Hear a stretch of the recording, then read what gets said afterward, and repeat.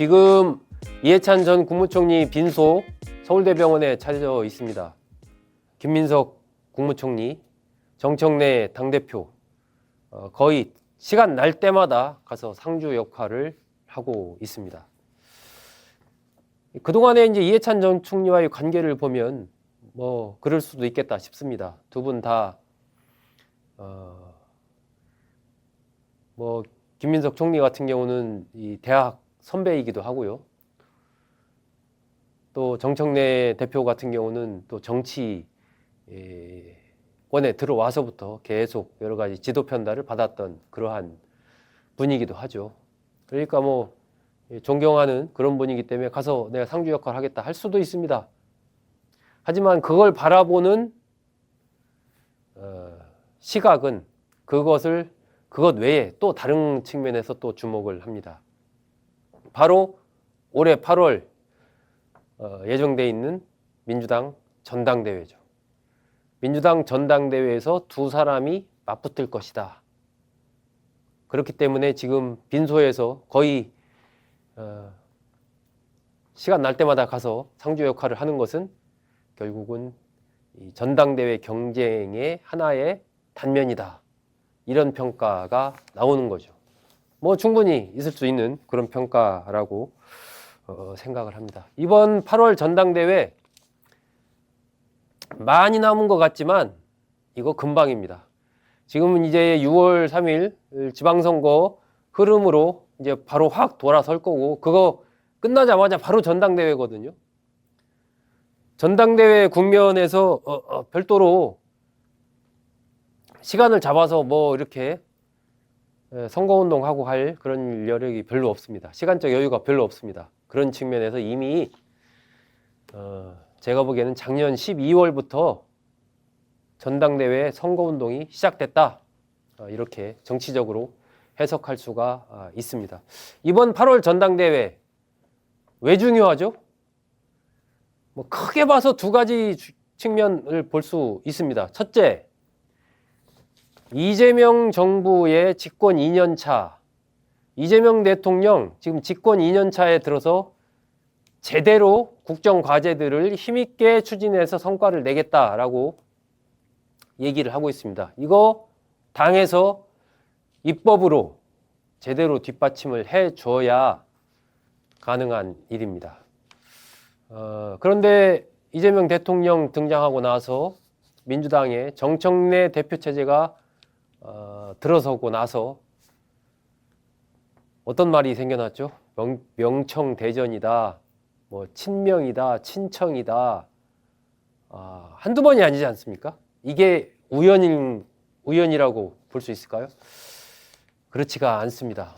이재명 대통령으로서는 말할 수는 없지만 당대표가 박찬대였으면 어땠을까? 이런 생각 한 번쯤 하지 않을까요? 여러분도 아마 그렇게 상상을 할 것 같습니다. 제가 보기에. 온 국민이 다 그렇게 알고 있으니까요. 그래서 8월 전당대회에서 정청래 대표가 아닌 김민석 국무총리가 당대표가 되면 김민석 국무총리와 이재명 대통령 두 사람은 친구 관계입니다. 그리고 이재명 대표 시절에 김민석 국무총리가 이재명 대표를 아주 거의 100% 서포트를 잘 했죠. 여러 가지 부분에서 집권 플랜도 만들고 그렇기 때문에 이재명 대통령도 김민석 총리를 과거에 수석 최고위원으로 그렇게 올렸지 않습니까? 왜 이렇게 안 뜨냐? 한마디 이렇게 하면서 그러니까 김민석 국무총리가 당대표가 되면 이른바 당청 관계의 봄날이 올 수 있는 거죠. 예. 이재명 대통령의 의중을 당에서 충실히 받아서 실행하는 그동안에 많이 봐왔던 당청 관계의 모습이 될 수가 있습니다. 청와대로서는 그걸 바라겠죠. 이재명 대통령 그걸 많이 바랄 겁니다. 그래서 김민석 국무총리 서울시장의 꿈을 접고 당대표 출마 쪽으로 이미 어느 정도 마음을 정했다라고 봐야 되는 거죠. 이게 지난해 이미 그렇게 정리가 됐다라고 봐도 되지 않나 싶습니다. 최근에 어쨌든 이제 이런 부분이 하나가 있는 거고요. 당청 관계의 봄날을 꿈꾸는, 지금이 겨울이라는 건 아니지만 약간 좀 뭐 가을 정도는 되지 않을까요? 약간 쌀쌀한, 그러다 봄 따뜻한 볕도 들고 쌀쌀해지기도 하고 이런, 하지만 늘 따뜻한 봄날을 청와대는 꿈꾸는 거죠. 그러니까 이재명 대통령이 얼마 전에 민주당 지도부 초청 만찬했을 때 농담했지 않습니까? 반명이신가요? 예, 이게 농담 속에 숨어 있는 진담이라고 봐야 되겠죠. 자, 두 번째는 8월에 선출된 당대표가 2028년 국회의원 선거에 공천권을 줍니다. 이 공천권, 이게 얼마나 중요한 권한입니까? 국회의원들을 꼼짝 못하게 하는 권한, 공천권이거든요. 이재명 대표 시절에 공천권 당대표, 그때 비명 행사, 여러분 잘 기억하시지 않습니까? 어떻게 날아갔는지. 그런 대표가 누가 되느냐에 따라서 국회의원들의 운명이 바뀔 수가 있는 겁니다. 그래서 이번 당대표가 누가 되느냐가 이른바 친명 세력, 또 친청 세력으로서는 정치적인 운명을 가를 수도 있는 그러한 중요한 의미가 있기 때문에 반드시 이번 전당대회에서는 뭔가 좀 서로 우호적인 사람이 당대표로 되기를 원하는 거죠. 정청래 대표로서는 정청래 대표가 한 번 더 연임하기를 원할 거고, 이재명 대표로서는 조금 더 그런 좀 호흡을 잘 맞출 수 있는 사람이 당대표가 되기를 원하겠죠. 최근에 김민석 국무총리 이 3프로TV에 출연해가지고 정청래 대표 꼬집었습니다. 조국 혁신당과의 통합 문제 이 얘기를 하면서 이 시점에 그런 방식으로 제기돼서 논란이 있다, 뭐 이런 얘기했죠. 이게 그냥 어떤 상황을 설명하는 것처럼 했지만 사실은 정청래 대표가 적절하지 않은 시점에 그런 방식으로 이 문제를 얘기를 해서 이렇게 된 것 같다. 바람직한 건 아닌 것 같다라는 얘기를 이제 김민석 국무총리가 했다라고 해석할 수가 있는 거죠. 당대표와 관련해서도 로망이 있다라고 이런 표현으로 당대표에 대한 의지를 표출을 했습니다. 자, 작년 제가 12월 정도부터 사실상 김민석, 정청래, 김민석 당권 경쟁이 시작됐다라고 말씀드린 게 작년 12월에 호남을 엄청 찾았거든요. 이 김민석, 정청래, 김민석 이 두 사람이 호남을 작년에부터 열심히 찾았습니다. 김민석 국무총리 거의 제가 알기에 한 4번 찾았습니다. 작년 12월에만 호남을 4번이나 갔습니다. 4번. 국무총리가. 전남도청 특강도 했고요. 또 뭐 여객기 참사 1주기 추모식에도 참석하러 거기 갔고, 여러 가지 이런저런 또 그 K 국정 설명회라고 해서 그런 설명회, 국정과제 설명하는 그런 행사에 또 찾기도 했고, 김민석 국무총리 호남을 4차례 작년 12월에 정청래 대표 여러분 기억하시겠습니다만 지난 대선 때 정청래 대표가 골목골목 선대위 그 호남 전남 위원장을 맡았어요. 지역구가 마포울인데 전라도 가서 대선 기간에 골목골목을 훑었습니다. 왜 그랬을까요? 다 이유가 있겠죠. 자, 지난해 12월 달 정청래 대표 최소 2번 찾았습니다. 제가 알기에 전남대에서 특강했고요. 그리고 무안에서 현장 그 최고위원 회의를 무안에서 또 개최를 했습니다. 이러면서 호남을 찾았습니다. 자, 두 사람은 왜 이렇게 호남을 자주 찾는 것일까요?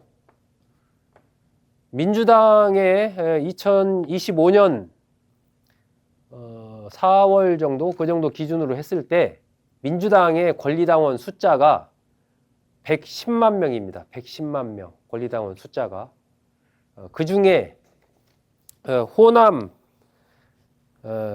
권리당원 호남의 권리당원이 38만 명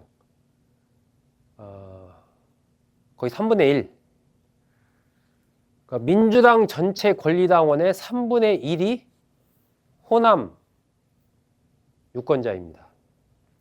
그래서 이제 김민석 국무총리와 정청래 대표가 호남을 열심히 찾는 데는 그러한 당권을 앞둔 대의원들과 당원들과의 스킨십, 권리당원과의 스킨십이 있는 거죠. 그리고 김민석 국무총리 호남만 자주 간 게 아닙니다. 전국을 지금 훑고 있습니다. 국무총리. 이 K 국정 설명회, 아까 제가 말씀드린 이란 K 국정 설명회라는 이름으로 쭉 지금 돌고 있습니다. 다음 달 11일에 제주를 가죠. 이미 뭐 서울, 강원, 춘천, 경기, 수원, 경남, 전북, 사천 이렇게 쭉 찾았습니다. 그리고 2월 11일에는 이제 제주도에 가서 K 국정 설명회를 합니다. 이런 국정 설명회라는 틀을 통해서 이제 많은 당원들을 만나고 김민석이라는 그 브랜드를 확대 강화하고 있는 그런 모습이다라고 정치적으로 해석할 수가 있는 거죠. 그리고 얼마 전에 미국 갔다 왔지 않습니까? 김민석 국무총리. 미국. 벤스 부통령도 만나고 이렇게 하면서 1월 22일부터 26일까지 미국을 방문했습니다. 국무총리가 단독으로 미국을 이렇게 방미 행보를 한 거 이거 굉장히 오랜만의 일입니다. 41년 만의 일이다. 이렇게 알려졌습니다. 1985년 노신영 전 국무총리가 그렇게 방미한 이후로 단독으로 국무총리가 미국을 방미해서 외교 활동을 한 거 41년 만이다. 이재명 대통령의 배려가 있지 않고서는 있을 수 없는 일이죠. 어쨌든 여러 가지로 이렇게 두 사람의 미묘한 흐름들이 계속해서 나오고 있습니다. 최근에는 김어준 씨도 여기 등장을 했죠. 김어준 씨. 김어준 씨가 하는 그 여론조사 회사, 여론조사 꽃에서 서울시장 관련된 여론조사를 하는데 김민석 국무총리를 후보군에 넣어서 여론조사를 계속하는 겁니다. 총리실에서 아니 국무총리 서울시장 안 나간다고 했는데 이름 빼주세요. 김어준 씨가 뭐라고 했죠? 넣는 것도 내 맘이고 빼는 것도 내 맘이에요. 내 맘대로 할 거야. 김어준 씨 이렇게 얘기했습니다. 그러다 보니까 이게 여러 가지 해석이 나오는 거예요. 아니 본인이 안 나가겠다는데 본인이 빼달라는데 굳이 그걸 넣는 이유가 뭐야? 지금 민주당 안에서도 여러 가지 이에 대한 해석이 나오면서 설왕설래가 있는 겁니다. 결국 이게 서울시장 쪽으로 나가라고 자꾸 이제 김민석 국무총리를 그쪽으로 모으는 거 아니냐 이런 시각도 하나 있고요. 또 다른 시각 하나는 안 나간다고 이제 국민이 알고 있기 때문에 시민이 알고 있기 때문에 여론조사를 했을 때 아이 뭐 김민석 총리는 안 나간다고 생각하고 다른 후보들을 얘기를 한단 말입니다. 그러니까 김민석 국무총리의 서울시장 후보로서의 지지도가 낮게 나오죠. 그러면은 이게 이제 아니 뭐 서울시장 후보로서 지지도가 이렇게 낮은데 당대표로서는 좀 그렇지 않아? 예를 들면 이런 어떤 이미지? 이런 게 또 나올 수가 있지 않습니까? 어떤 경우든 김민석 국무총리로서는 뭐 기분 좋은 건 아니죠. 아니 내가 안 나가겠다는데 빼달라는데 왜 자꾸 나를 거기다 넣어가지고 또 그게 뭐 지지도가 계속 1등 나온다면 모르겠지만 그것도 아닌 뭐 어떤 경우 3등 나오고 뭐 4등도 나오고 막 이런 어떤 그런 상황인 것 같은데 별로 김민석 국무총리로서는 기분이 안 좋을 것 같습니다. 그러다 보니까 여러 가지 말이 나오는 거예요. 결국 김어준 씨와 정청래 대표가 가까운 사이로 알려져 있기 때문에 결국 그 정청래 대표를 지원하기 위해서 김민석 국무총리의 브랜드 파워를 약화시키는데 김어준 씨가 역할을 하는 것 아니냐 이런 해석까지 지금 나오고 있는 겁니다. 이게 뭐 굳이 이런 여러 가지 해석이 나오지 않을 소지를 없애려면 그냥 여론조사 안 하면 되거든요. 예, 그 앞으로도 할지 어떨지는 조금 더 어쨌든 지켜봐야 됩니다. 지금까지 상황이었습니다. 최근에 뭐 한준호 의원 경기지사 출마 선언을 한 한준호 의원이 정청래 대표를 또 좀 강하게 비판을 했죠. 정청래 대표의 행위 자체가 의심을 불러왔다. 이런 얘기했고 이현주 수석 최고위원도 저희 이 소정섭의 시사쇼에 출연해서 정청래 대표의 행동은 용서받기 어렵다. 라고 얘기했습니다. 이른바 친명 인사 한준호 의원 또 이현주 최고위원도 이재명 대통령이 대표 시절 영입한 인사죠. 대통령과 가까운 인사들이 지금 정청래 대표에 대한 강한 비판을 쏟아내고 있습니다. 이런 일련의 흐름들이 우연히 일어나는 것은 아니다. 이렇게 봐야 되겠죠. 여러 가지 측면에서 정청래 대표에 대한 공세가 이루어지고 정청래 대표와 반대쪽에 있는 이 당 대표와 관련해서 김민석 국무총리에 대한 어떤 띄우려는 이런 흐름들이 나타나고 이런 것들은 어쨌든 마쿠에서 보이지 않는 물밑 경쟁 이것이 본격화됐다 이렇게 볼 수가 있습니다. 뭐 이재명 대통령이 정청래 대표한테 혹시 반명입니까? 이 물은 것도 사실은 이게 그러한 어떤 이미지 우리가 그 코끼리 얘기 많이 하지 않습니까? 코끼리를 보지 말라고 하면 사람들이 코끼리를 본다는 거죠. 이미지 상으로. 혹시 반명입니까? 얘기하면은 저는 반명이 아니고 친명 친청입니다. 이렇게 얘기를 했는데 정청래 대표에 맞받는 것도 약간 내공이 있는 것 같습니다. 친명 친청. 보통 그동안의 언론에서는 친청하면은 친정청래 이렇게 했었는데 친명이고 친청입니다. 친청은 친청와대입니다. 이렇게 얘기하면서 친청이라는 용어를 살려가면서도 그걸 이렇게 비껴갔단 말이에요. 김민석, 정청래, 김민석 두 사람의 당권 경쟁에 대해서 좀 정리를 해드렸습니다.